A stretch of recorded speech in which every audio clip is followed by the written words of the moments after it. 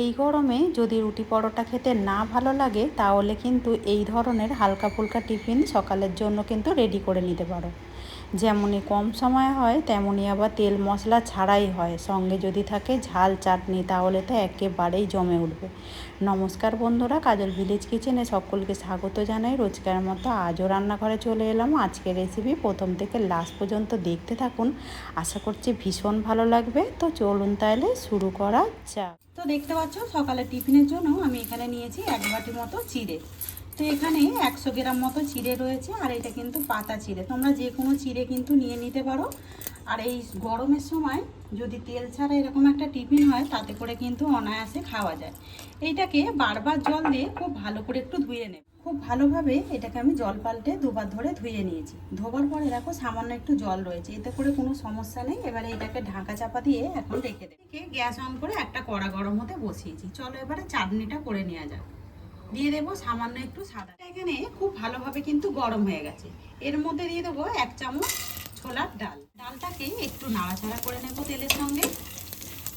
আর এই দেখো এখানে আমি কয়েকটা উপকরণ নিয়ে নিয়েছি চাটনি করার জন্য। 2টো টমেটো কেটে নিয়েছি, একটা এখানে পেঁয়াজ কেটে নিয়েছি, 2টো কাঁচা লঙ্কা, এখানে 2টো শুকনো লঙ্কা, চাইলে তোমরা দিতে পারো, নাহলে শুধু কাঁচা লঙ্কাও দিতে পারো। রসুন নিয়েছি 2 টুকরো মতো, আদা নিয়েছি। এই উপকরণগুলো সবই একসঙ্গে এর মধ্যে দিয়ে দেবো। ভালো করে একটু মিশিয়ে নেব। এবারে এখানে 2টো কারি পাতাকে খুব ভালো করে ধুয়ে নিয়েছি পরিষ্কার করে। একটু দিয়ে দেবো ফ্রেশ কারি পাতা, এতে করে টেস্টটা যেমন সুন্দর হবে।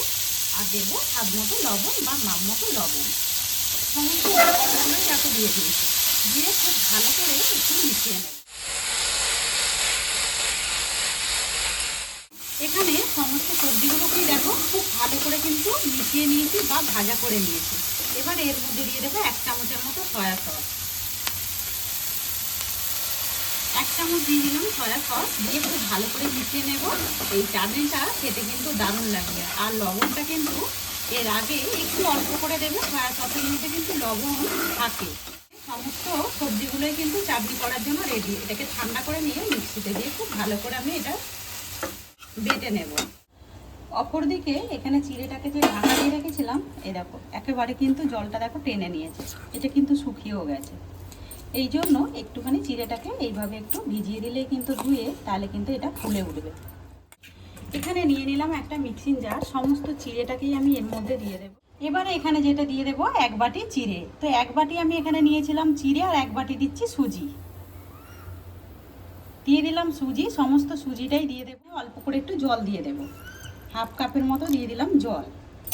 আর যেটা দিয়ে দেবো এখানে টক দই। তো আমি এখানে 200 গ্রাম টক দই ব্যবহার করছি। 1 বাটি করে উপকরণ নিয়েছি, আর এই টক দইটা 200 গ্রাম ব্যবহার করছি। আর টক দইটা দেখবে যেন একেবারে টক না থাকে। সমস্ত উপকরণগুলোকে মিক্সিতে দিয়ে খুব ভালো করে একটু ঘুরিয়ে নেব। সমস্তটাকে আমি খুব ভালো করে দেখো এইভাবে কিন্তু বেটে নিয়েছি। এবারে একটা বাটির মধ্যে সমস্ত উপকরণগুলোকেই ঢেলে নেব।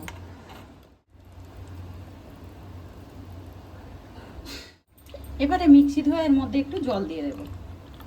তো এর মধ্যে মোট আমি এই যে কাঁচের গ্লাস নিয়েছি, এটা কিন্তু 1 গ্লাস আর 3-4 চামচ মতো জল লেগেছে। আর এই দেখো অল্প একটু জল কিন্তু বেঁচে গেছে। এবারে এখানে যে উপকরণটা দেবো, এবারে স্বাদ মতো লবণ বা মাপ মতো লবণ। লবণটা তোমরা তোমাদের মাপ মতো বা স্বাদ মতোই কিন্তু ব্যবহার করবে। আর দেবো এখানে খাবার সোডা। তো এখানে নিয়েছি 1/2 চামচের মতো, 4 চামচের সামান্য একটু জল দিয়ে দেবো। সমস্ত উপকরণগুলোকে একটু মিশিয়ে নেব। খাবার সোডা দেওয়ার পরে 1 মিনিট মতো মেশালেই কিন্তু এই গোলাটা একদম হালকা হয়ে যাবে। সমস্ত গোলাটাকে 1 মিনিট মতো এইভাবে খুব ভালো করে আমি গুলে নিয়েছি। গোলাটা কতটা হালকা হয়েছে আর কতটা ফুলেছে সেটা কিন্তু বুঝতেই পারছো। আর গোলাটা কীরকম ঘনত্ব হবে সেটাও দেখে নিতে পারো। একেবারে কিন্তু পাতলা করা যাবে না, এরকম একটা ঘন আকারের কিন্তু গোলাটা গুলে নিতে। এখানে কয়েকটা আমি বাটি নিয়েছি, বাটির মধ্যে সামান্য একটু তেল দিয়ে দিয়েছি, সাদা তেল, যাতে করে খাবারগুলো খুব সহজেই উঠে যায়। আর সবাইয়ের কাছে তো ইডলি মেকার থাকে না, আমি তাই জন্য এরকম ছোট্ট ছোট্ট বাটি নিয়ে নিয়েছি। আর এই বাটিগুলো কিন্তু সকলের বাড়িতেই থাকে। এবারে সমস্তর গায়ে একটু এই সাদা তেলটাকে এইভাবে একটু মাখিয়ে দিতে হবে। সমস্ত বাটির মধ্যে কিন্তু তেল মাখিয়ে নিয়েছি। এবারে এখান থেকে 1 হাতা করে গোলা নিয়ে নেব, আর সমস্ত বাটির মধ্যে কিন্তু দিয়ে দিতে হবে। 1 হাতা করে গোলা নিলেই কিন্তু হয়ে যাবে। বাটিগুলোকে একটু ঝাঁকিয়ে নেব, যাতে করে বাতাসটা খুব সহজেই কিন্তু এর বেরিয়ে যায়। ওদিকে আগে থেকে আমি জল গরম হতে বসিয়ে দিয়েছি, তো এই টিফিনটা রেডি করার আগে কিন্তু জলটা গরম হতে বসাতে হবে।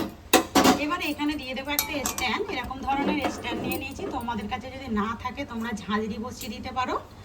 এবারে সমস্ত বাটিগুলোকে আমি এর মধ্যে এইভাবে বসিয়ে দেব।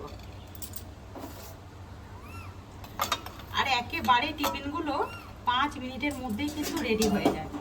সমস্ত বাটিগুলোই দেখো বসিয়ে দিয়েছি, আর এটাকে ঢাকা দিয়ে দেবো 5 মিনিটের জন্য। 5 মিনিট পর ঢাকাটা খুলে নেব।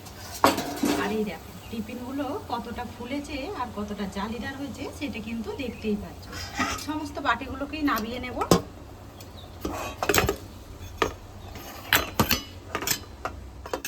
সমস্ত বাটিগুলোকেই নামিয়ে নিয়েছি, একটু ঠান্ডা করে নেব। অপর দিকে আমি আরও কয়েকটা বাটি রেডি করে রেখেছি, ওই বাটিগুলোকেও বসি, এটাকেও ঢাকা দিয়ে দেবো ওই একইভাবে। সমস্ত বাটিগুলোকেই একটু ঠান্ডা করে নিয়েছি। আর এই দেখো ঠান্ডা করার পরে দেখো আপনি আপ কিন্তু ছাড়তে শুরু করেছে। এইভাবে একটু টানলেই কিন্তু এইগুলো অনায়াসে ছেড়ে যাবে। যেহেতু এর মধ্যে সুজি রয়েছে না, সুজি চিড়ে থাকলে কিন্তু খুব সহজেই দেখবে এইভাবে কিন্তু উঠে আসে। একটু চামচ দিয়ে এইভাবে একটু মাঝখানটা এইভাবে একটু হালকা করে দেবো, দিয়ে বাটির গাটা একটু ঠোকা মারলেই কিন্তু অনায়াসে টিফিনগুলো বেরিয়ে আসে। আর এই দেখো দেখতেই পাচ্ছ যেমনই জালিদার হয়েছে টিফিনগুলো, তেমনই কিন্তু খুবই কম সময়ের মধ্যেই হয়ে যায়। তা আজকের রেসিপি তোমাদের কীরকম লাগলো অতি অবশ্যই কমেন্ট করে জানাবেন। যদি ভালো লেগে থাকে একটা লাইক করে দিয়ে এইভাবেই আমার পাশে থাকার অনুরোধ রইল। সমস্ত টিফিনগুলোকেই আমি এইভাবে একটু ছাড়িয়ে নেব। সমস্ত টিফিনগুলোকেই গড়ে নিয়ে ফিরে এলাম, থালার মধ্যে সুন্দর করে সাজিয়ে নিয়েছি। আর এই দেখো টিফিনগুলো যেমনই জালিদার হয় তেমনই কিন্তু একেবারে নরম তুলতুলে, খেতে ভীষণই দারুণ লাগে। আর এই গরমে যদি এরকম তেল মশলা ছাড়া যদি এরকম একটা টিফিন থাকে তাহলে কিন্তু অনায়াসে টিফিনটা খাওয়া হয়ে যায়। তো আজকের রেসিপি আপনাদের কীরকম লাগলো অতি অবশ্যই কমেন্ট করে জানাবেন। যদি ভালো লেগে থাকে একটা লাইক করে দিয়ে এইভাবে আমার পাশে থাকবেন, আমাকে সাপোর্ট করবেন। আমার এরকম নিত্য নতুন রান্নার জন্য পাশে থাকা বেল আইকনটি প্রেস করবেন। সবাই ভালো থাকবেন, সুস্থ থাকবেন, ধন্যবাদ। আবারও কোনো নতুন রেসিপি নিয়ে ফিরে আসবো। আজকের মতো এই পর্যন্ত।